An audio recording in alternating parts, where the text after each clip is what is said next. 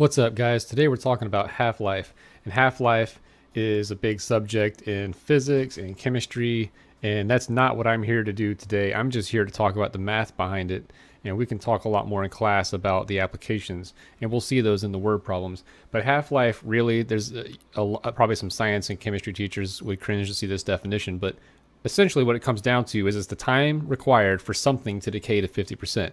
There's physics applications. We talk about radioactive materials and how they're shooting off all their radiation and losing mass, in which case it's the half-life is the time it takes for half of the mass to be lost to radiation. There's medical applications where you take medicine and half of it leaves the bloodstream in a given amount of time. But any way you look at it, it's the time required to lose half of something when something is decaying exponentially. Okay, so instead of saying something loses 10% per hour or something loses 3% per day, what we're saying is it's going to lose half. Anything that's decaying is going to lose half eventually. And instead of measuring how much it loses per day, per year, per month, whatever, we're going to say how much time it takes for it to lose half. And so we just write it a little bit differently, okay? So in this situation, a substance has a half-life of 6 hours. If you start with 1,000 grams, how much is left after? And then we're going to answer it for all of these different times. Before we do that, we should probably go ahead and write out this situation. How could you write this situation? The amount that you have left, okay, maybe call it A. The amount you have left after some amount of time is going to be the 1,000 that you started with, 1,000 grams. And your base for a half-life problem is always going to be 0.5 because half-life is how long it takes for something to be cut in half. You're losing 50%. So we're going to multiply by 0.5. And the exponent is where it gets different. Instead of just saying to the x power or to the t power, in this case, I'm going to say to the t power for time divided by whatever the half-life is. And so this number right here is actually the half-life. In this case, it's 6. Okay, I'm dividing by 6. Because that's how many hours it takes for this thing to lose half. And so I'm start filling these in, and as I do it, I'm going to explain sort of why this formula works. So if it's been 6 hours, then t would be 6. Okay, so the amount we have left is going to be 1,000 starting times 0.5 to the 6 over 6 power. Well, what is 6 over 6? That's 1, right? So what that means is this whole thing is just a 1 up here. I'm going to rewrite this time. That's 1,000 times 0.5 to the first power. In other words, it's been 1 half-life. So of course, we're going to cut the amount in half, and instead of 1,000 times 0.5 is 500 grams. There's 500 grams left, okay? It loses half of its mass, or whatever it is, every 6 hours. And it's been 6 hours. In other words, it has now been 1 half-life. Half-life is a measurement of time. Okay? 12 hours. After 12 hours, how much would it lose? Now, before I even plug it in, let's think about this. If every 6 hours it gets cut in half, every 6 hours is a half-life. Then 12 hours has been 2 half-lives. So it should be cut in half twice. You cut it in half once, that's 500. You cut it in half again, that's half of 500, which is 250. Okay, so this is 2 half-lives, but let's write it out. 1,000 times 0.5 to the 12 over 6 power. 12 over 6 is 2. That's 2 half-lives. So that's why this is going to be half of 500, which is 250. 250 grams or less. And of course, remember, you can always just put this whole thing in your calculator. But with these numbers, we don't really need to. Nor do we with C either. 18 hours, that's 3 half-lives. So you cut it in half to 500. You cut it in half again to 250. We're cutting it in half again. That's going to be 125. It's 1,000 times 0.5 to the 18 over 6, which as we know, this reduces to 3. That's why it's been 3 half-lives. 0.5 to the third power means I'm going to cut it in half 3 times. Really, the exponent is just saying how many times we're going to cut it in half. It's 125. You can apply half-life to any kind of decay. It doesn't have to, you don't have to think about it as cutting in half. You can have something that loses 10% of its mass per day. Okay?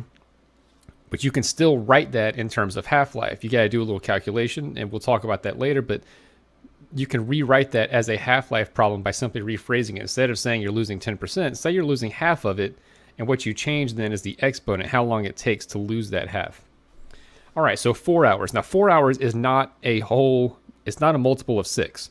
It's not a whole number of half-lives. In fact, it's not even one half-life. It's about 2/3 of one half-life. It's 4 out of 6, right?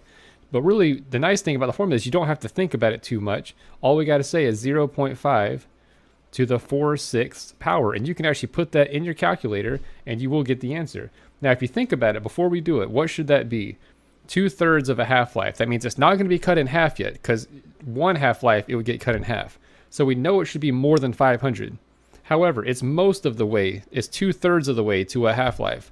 So it should be 2/3 of the way of cutting itself in half. But remember that this is exponential decay. It's curved down like this, right? It curves down.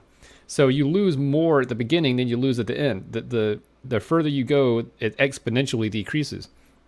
So we actually should be pretty close to 500, not much more than 500, even though we're only 2/3 of the way to cutting in half. Well, let's just put it in the calculator and see what happens. If you put that in the calculator, what you get is 629.96 grams. Okay? Which is more than 2/3 of the way there. More than 2/3 of the way there, even though we only went 2/3 of a half-life. And again, that's because of the exponential decay. All right, so when will there be exactly 100 grams left? So really what we're talking about here is this amount over here, this A, okay? When will that be 100? So we're actually going to be kind of working backwards here. So I want to set A to 100. And now we're going to solve the equation for T over 6, okay? The question is, what is T? When is a key word here. When you see when, that means you're looking for time. Well, to solve this, I need to get the exponent by itself, right? So this is just a basic exponential equation that we need to solve, and we're going to solve it by using logarithms. So divide by 1,000 on both sides. That's going to be 0.1. And of course, you can use your calculator if you need to, but hopefully you can do that in your head. T over 6. Okay, now that I've got the exponent by itself, I'm going to rewrite this as a logarithm. Okay, so I'm going to say log 0.5 is the base, the switch. So inside the logarithm, I've got 0.1, and that's going to be equal to T over 6. That whole exponent is what goes over here. Well, now I'm getting a little closer. T is still not by itself. I'm going to switch it, so T is going to be on the left. And I'm going to say T equals, to get T by itself, I need to multiply by 6. I'm going to say 6 log base 0.5 of 0.1. Okay? Now I want to go one more step here.